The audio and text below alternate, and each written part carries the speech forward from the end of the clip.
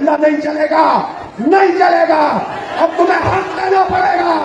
हक दो आवाम को, हक दो आवाम को, हक दो आवाम को, हक दो आवाम को, हक दो पाकिस्तान को, हक दो पाकिस्तान को। बदलो इस निजाम को, बदलो इस निजाम को।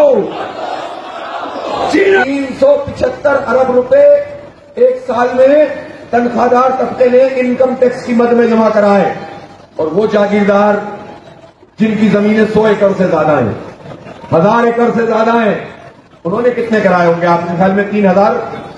3,000 अरब रुपए जमा करा दिए होंगे। कितने कराए होंगे? 5 अरब रुपए भी जमा नहीं कराए। तो जागीरदार पैसे नहीं दे, तनख्वाहदार सारा बोझ इन जागीरदारों का उठाए। ये नहीं चलेगा। इन जागीरदारों को लगाम देनी पड़ेगी। इन पे टैक्स लगाओ, हमसे टैक्स लगाओ, जागीरदारों पे टैक्स लगाओ, आवाम से टैक्स लगाओ, हमारे बिजली के बिलों से टैक्स लगाओ, हमारे बिजली के बिलों से टैक्स हटाओ। ये क्या मजाक है?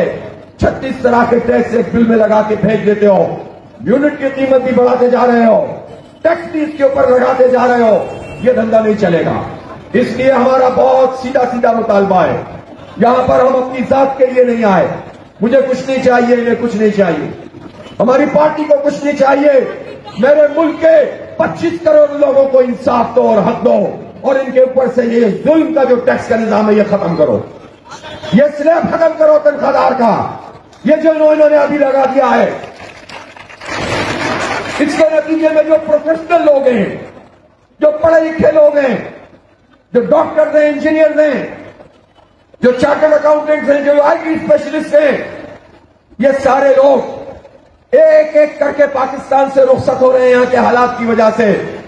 और फिर भी अगर कोई यहां पर मौजूद है तो तुम इनकी तनख्वाहों से जब डायरेक्ट 35% टैक्स ले लोगे और फिर उसके बाद इनडायरेक्ट टैक्स भी वसूल करोगे, तो एक प्रोफेशनल आदमी की तनख्वाह जितनी भी होगी, आधे से ज्यादा वो टैक्स 55% जब वो टैक्स दे देगा, तो वो क्या अपने बच्चों की तालीम का ख्याल करेगा?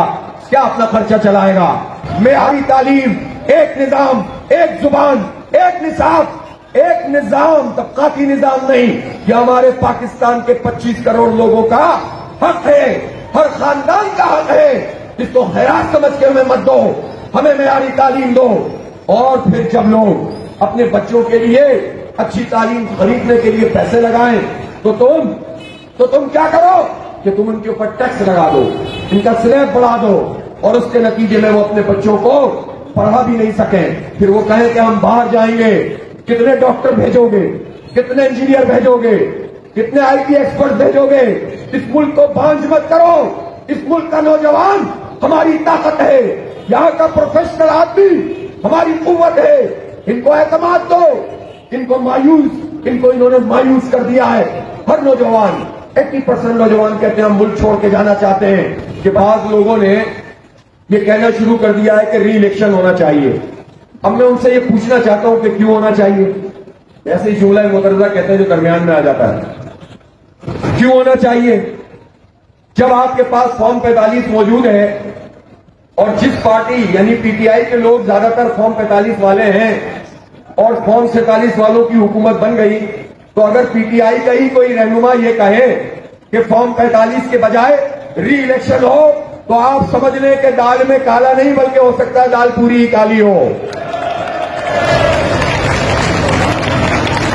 और मुल्क को एक और धंधे में डालना इस तरह से ताकि दोबारा निगोशिएट करें। फिर पार्टी एक तरफ रह जाएगी और पार्टी के जो रहनुमा हैं वो डील करेंगे और एक मरतबा फिर धंधा होगा। और बाद ऐसी पार्टियां भी हैं जिनका मसला ये नहीं है कि धांधली हुई, वो तो वैसे ही कह रहे हैं धांधली हुई। असल में उनका मसला ये कि इस धांधली में उनको शेयर क्यों नहीं मिला और उनको क्यों नहीं जिताया, उनको फॉर्म 47 पर मुसल्लत क्यों नहीं किया, उनसे वादा पूरा क्यों नहीं किया।